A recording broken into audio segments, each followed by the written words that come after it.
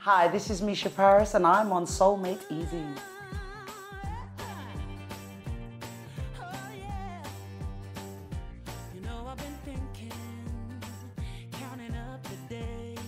How do I cope personally with such a hectic life? It's hard. I train a lot. I train quite a lot. I'm probably training 4 times a week. If I don't train, I feel like I'm going to collapse because I'm that busy all the time.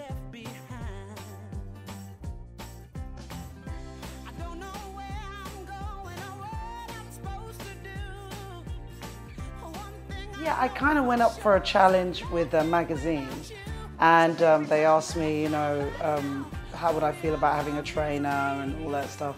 I said, yeah, I'm up for it because I'm always up for a challenge because I'm nuts. And but I was, you know, doing all the wrong things basically when I was training on my own. I was like doing lots of weights and stuff like that. So I was bulking up instead of, you know, becoming lean. And the trainer came along and she said to me, you just put those weights down, young lady. This is what we're going to do. And she just had me doing loads and loads of cardio. And within 2 months, I lost 2 stone.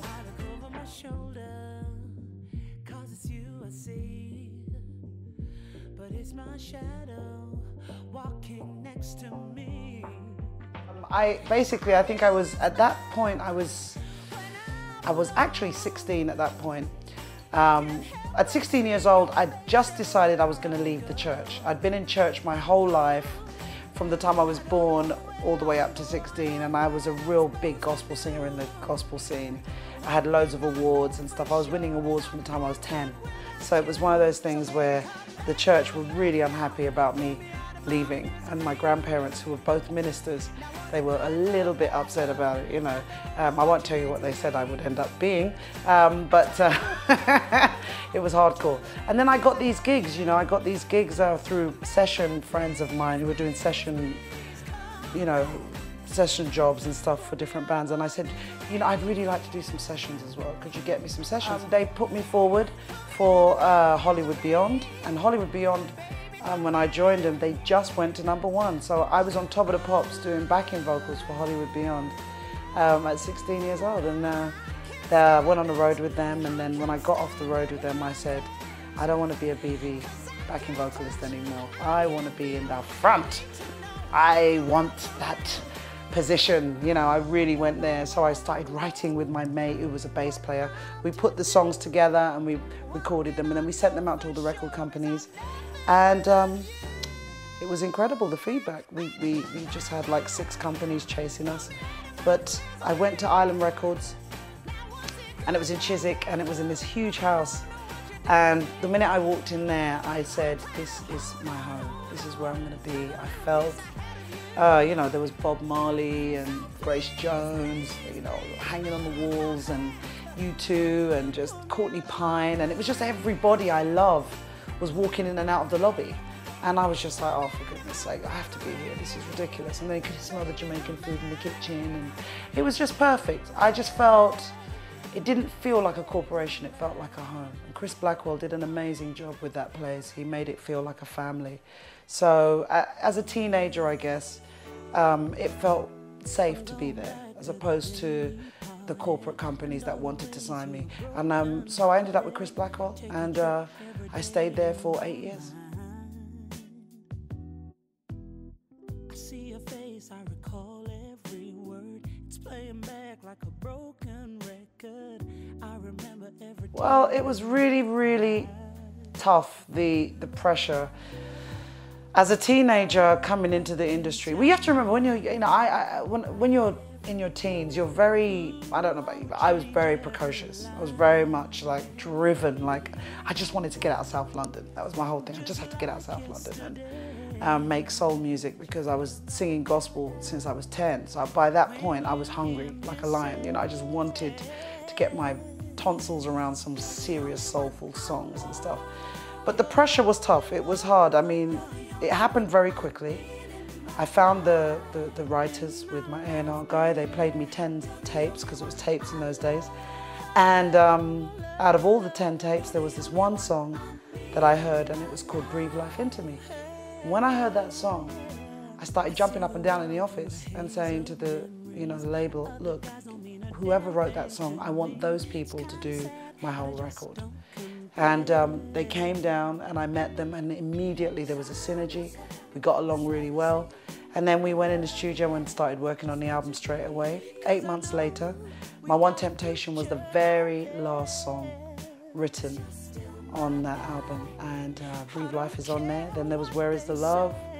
Then there was Like Dreamers Do with Courtney Pine, and the rest is history. Double platinum album, and it all kicked off. And it was hardcore.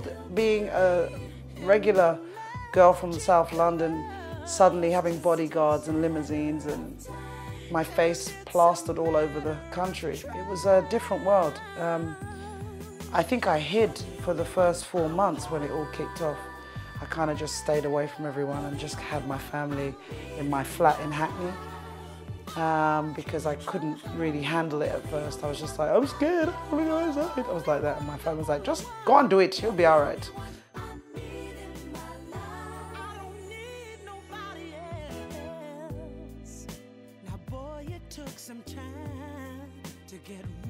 If I had a chance to go back in time again, I probably wouldn't do anything different, to be honest. Maybe I would have started a little bit older. I've always felt that I was maybe just too young, do you know? But I was so hungry to do it that to be honest, there was no one that could have stopped me. My parents tried, everyone tried, and I was just like, no, I know what I want, and I'm going for what I want, you know, but in hindsight, looking back, I would have probably, I think I should have waited till I was at least 20. 17 was a bit young.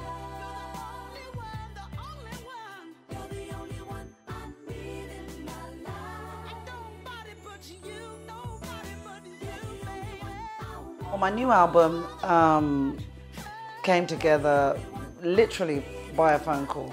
I'd pretty much given up thinking I was going to make another record because I got really no interest from record companies. No one wanted to sign me.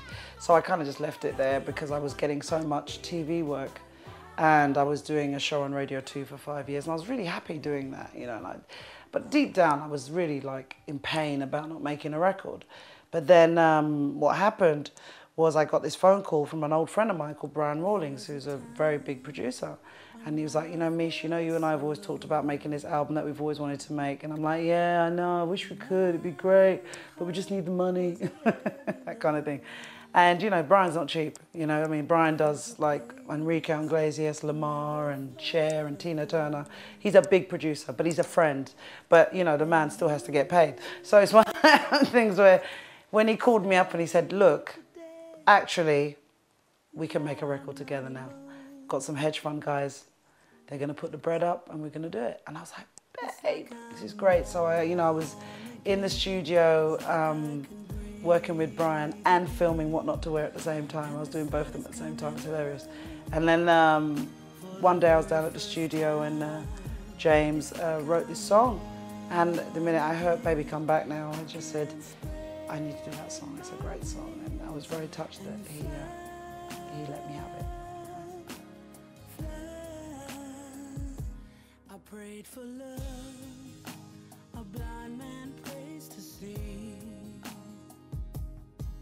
The difference with Brian, I think, not only is he's like my dearest friend. I just love this guy. He's very straight and he's very honest and he's very clean, working, hardcore kind of person, which is very much like myself. I'm very much black and white character. I don't have any grey areas. I say it as it is, and I appreciate that in other people. And he's from Liverpool, so you know he's proper and he knows his soul, and you feel very understood with him. I think the difference with, I mean, I've worked with incredible people. I've worked with Rod Temperton, who's also incredible as well. I've worked with just something, Nada Michael Walden, just huge people, Prince. I've worked with everybody. But what's great about Brian and what makes him different is he's like me in terms of he's obsessed about songs, obsessed about great lyrical content. And then he also has a very kind of classic kind of style of production, but it's still modern. And he bridges that really well. And I really like that. I like the way that the songs are really potent. He has the best writers there, Paul Barry, who wrote the title cut, which is Born Again. And someone that writes songs like that, is an amazing writer. He has this estate outside of London in Guildford, huge estate with horses and all that, with the studios inside of it, beautiful place. And he's got the stable of 4 or 5 writers there, and it is like a family down there. Very much like I told you about the island thing. Everyone is like, you know, great and hang out, we eat together, we hang out, you know, and then we make the music, and it's just a really, really special vibe down there. And I haven't really had that kind of family feeling in the music business since the island days.